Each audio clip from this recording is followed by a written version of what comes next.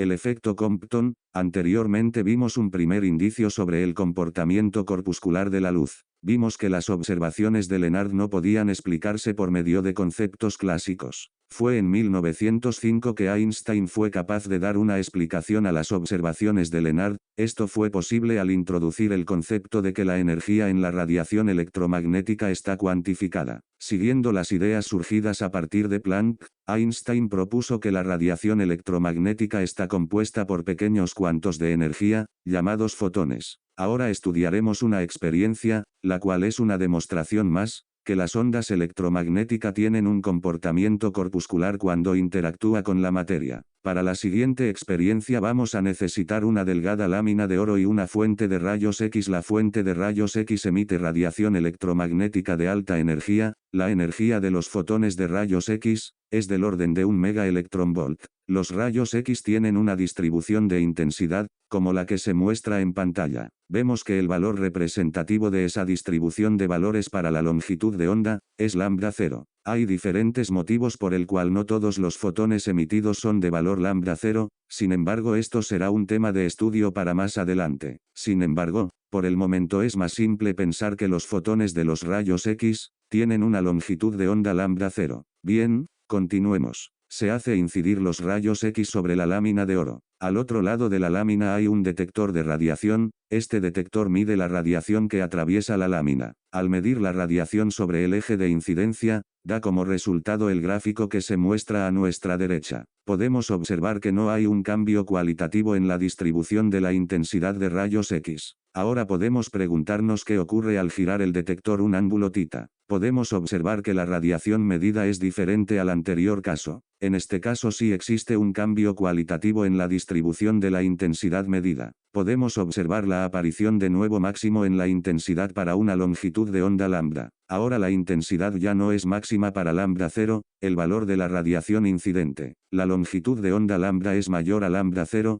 por lo tanto hubo una pérdida de energía en la radiación incidente. El autor de esta experiencia fue Arthur Holly Compton, físico estadounidense galardonado con el Premio Nobel de Física en 1927. Mediante la realización de su experiencia, moviendo el detector a diferentes ángulos, encontró que la diferencia entre las longitudes de ondas de la radiación incidente y dispersada eran mayor. Esto lo podemos observar en las diferentes mediciones hechas a distintos ángulos. Entonces la pregunta que nos hacemos sería ¿qué mecanismo está ocurriendo para que haya una disminución de energía en la radiación dispersada? La respuesta es sencilla. Compton propuso un modelo de choque perfectamente elástico entre el fotón incidente y un electrón en reposo. Los electrones de la lámina se los considera en reposo, porque la energía de los fotones es mucho mayor a la energía cinética de los electrones. Si recordamos en el efecto fotoeléctrico, la energía necesaria para extraer un electrón era del orden de los electronvolt,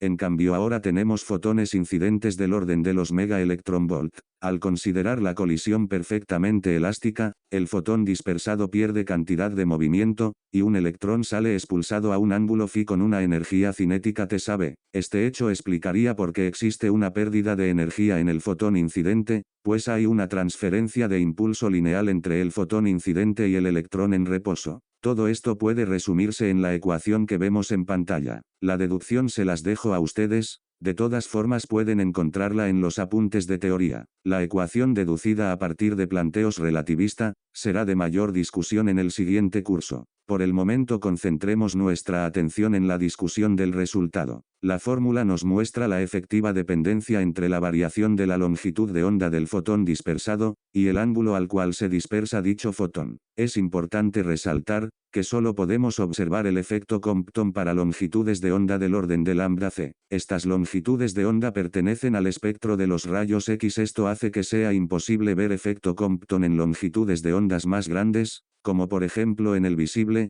donde los fotones son poco energéticos. Por otro lado podemos plantearnos esta pregunta: si cambiamos el material de la lámina, ¿habrá algún cambio en los resultados? Pues no lo hay, ya que al plantear el modelo se consideró la interacción entre un fotón y un electrón. Como conclusión final, podemos ver que hay una diferencia cualitativa entre el efecto fotoeléctrico y la experiencia de Compton. En la primera es un mecanismo de absorción de fotones, y en la segunda es un mecanismo de dispersión de fotones. Sin embargo, Para poder explicar ambos, es necesario considerar la interacción entre la radiación y la materia, como una interacción entre partículas. Esto deja en manifiesto el comportamiento dual que tienen las ondas electromagnéticas, según la experiencia que se esté analizando. Espero que les haya servido este pequeño resumen. Espero sus consultas, y les recuerdo que el material aquí presentado es complementario a los demás ofrecidos. Hasta pronto.